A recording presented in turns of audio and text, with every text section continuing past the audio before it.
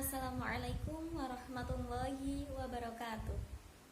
Perkenalkan, nama saya Azka Nabila, NPM 174100038.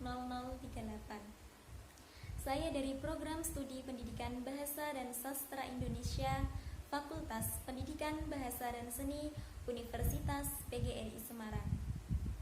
Pada kesempatan kali ini, saya akan praktek mengajar micro teaching.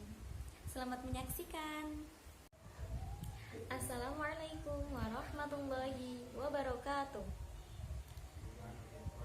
Nama saya Azka Nabila, akan menemani belajar bahasa Indonesia pada kesempatan kali ini.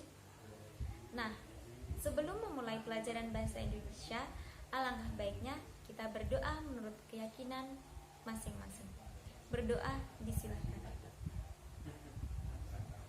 Berdoa selesai. Oke, pada kesempatan kali ini kita akan belajar mengenai teks deskripsi. Apa itu teks deskripsi?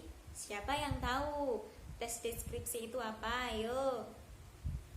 Nah, teks deskripsi yaitu paragraf yang memuat gambaran secara jelas mengenai suatu objek atau peristiwa yang dibahas dalam teks tersebut.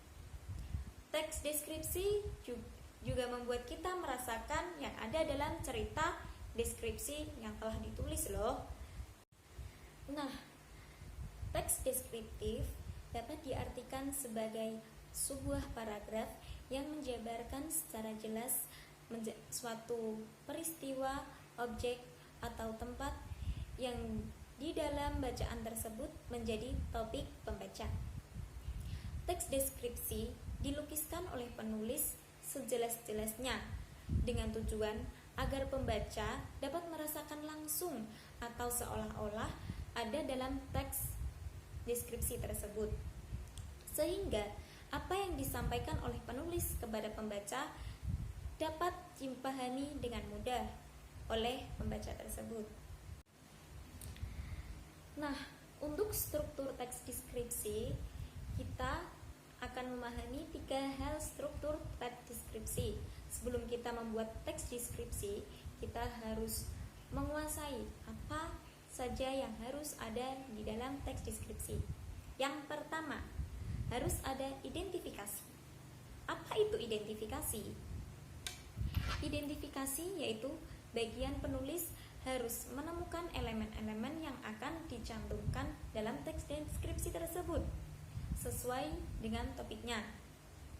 Nah, di tahapan ini penulis harus menentukan identitas suatu tokoh atau objek yang nantinya akan ditulis dalam teks deskripsinya.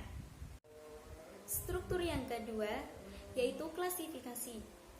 Nah, pada bagian ini penulis menentukan susunan suatu kalimat dan dikelompokkan yang sesuai dengan aturan dan kaidah yang berlaku. Nah, pengelompokan ini harus sesuai dengan topik atau objek yang dibahas pada teks deskripsi kali ini. Struktur yang ketiga yaitu deskripsi. Penulis membuat gambaran-gambaran atau penjabaran mengenai topik atau objek yang telah diangkat tema di teks deskripsi tersebut. Nah, untuk menggambarkan objeknya, penulis menggambarkan secara mudah dengan tema yang telah dipilih supaya pembaca mudah memahami deskripsi atau gambaran yang telah ditulis dalam teks deskripsi tersebut. Untuk teks deskripsi sendiri memiliki ciri-ciri loh. Nah, apa saja ciri-ciri itu? Yang pertama, menggambarkan atau melukiskan sesuatu. Yang kedua, teks ini biasanya melukiskan sesuatu secara yang melibatkan indera, entah indera penglihatan, indera perasa atau peraba, entah itu indera pendengar dan lainnya sebagainya. Teks deskripsi juga melibatkan pembaca supaya merasakan apa yang dibaca dalam teks deskripsi tersebut. Dalam teks deskripsi, biasanya ditemukan banyak kata-kata sifat. Contoh selanjutnya yaitu teks deskripsi biasanya menjabarkan suatu objek secara jelas, detail, dan rinci. Nah, demikian mengenai teks deskripsi yang dapat Ibu sampaikan.